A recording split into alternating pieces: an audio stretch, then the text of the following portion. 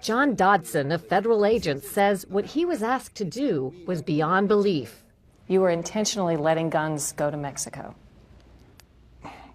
Yes, ma'am. I mean, the agency was. An alcohol, tobacco, and firearms senior agent assigned to this Phoenix office since 2010, Dodson's job is to stop gun trafficking across the border.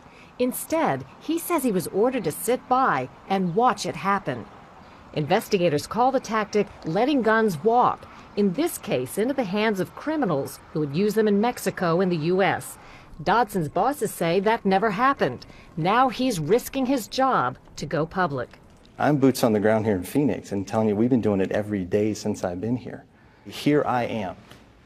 Tell me I didn't do the things that I did. Tell me you didn't order me to do the things that I did. Tell me it didn't happen.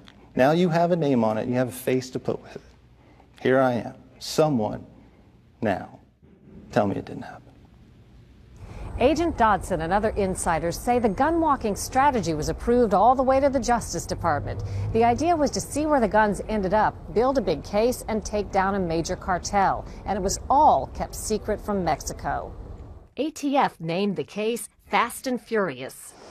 He's got a whole bunch of cases. This surveillance video obtained by CBS News shows suspected drug cartel suppliers carrying boxes of weapons to their cars at a Phoenix gun shop. Those long boxes being loaded into the red car are AK-47 type assault rifles. He's out again, carrying another, appears to be 5 boxes of hard case Pelican that would hold a pistol. So it turns out ATF not only allowed the guns to walk, they videotaped it. Documents show the inevitable result. The guns ATF let go began showing up at crime scenes in Mexico. And as ATF stood by, watching thousands of weapons hit the street, the Fast and Furious Group supervisor noted the escalating Mexican violence. 958 killed in March 2010, the most violent month since 2005.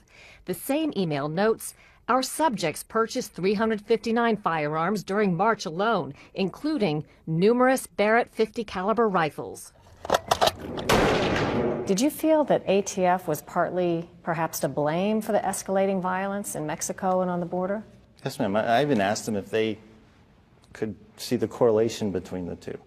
The more that our guys buy, the more violence that we're having down there. Senior agents, including Dodson, told us they confronted their supervisors over and over. And what was the answer? What did they say? If you're going to make an omelet, you got to scramble some eggs. There was so much opposition to the gun walking that an ATF supervisor issued this email noting a schism among the agents. Whether you care or not, people of rank and authority at headquarters are paying close attention to this case. We are doing what they envisioned. If you don't think this is fun, you're in the wrong line of work. Maybe the Maricopa County Jail is hiring detention officers, and you can get $30,000 to serve lunch to inmates. We just knew it wasn't going to end well. There's no way it could. Then, on December 14, 2010, Border Patrol agent Brian Terry was gunned down. Dodson got the bad news from a colleague. And they said, did you hear about the Border Patrol agent? And I said, yeah. And I said, well, you know, it was one of Fast and Furious guns. And there's really not much you can say after that. 2 assault rifles ATF had let walk nearly a year before, similar to these, were found at Terry's murder. I felt guilty. I mean, it's crushing. I don't know how to explain it. I mean, Dodson and a dozen other ATF sources have all told the same story to Senator Grassley, who's investigating. You've tried to get some answers from ATF. What's been the response? The response has been practically zilch, from the standpoint that documents we want, we have not gotten them, and I think it's a case of stonewalling. Dodson says he hopes that speaking out helps the family of Border Patrol agent Brian Terry. They haven't been told much of anything about his murder or where the bullet came from. first of all, I would tell him that I'm sorry. Second of all, I would tell him that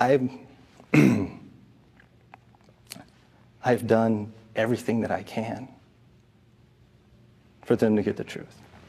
After this, I don't know what else I can do, but I hope they get it. Dodson says they never did take down a drug cartel. However, he says thousands of fast and furious weapons are still out there and will be claiming victims on both sides of the border for years to come. Cheryl Atkinson, CBS News, Washington.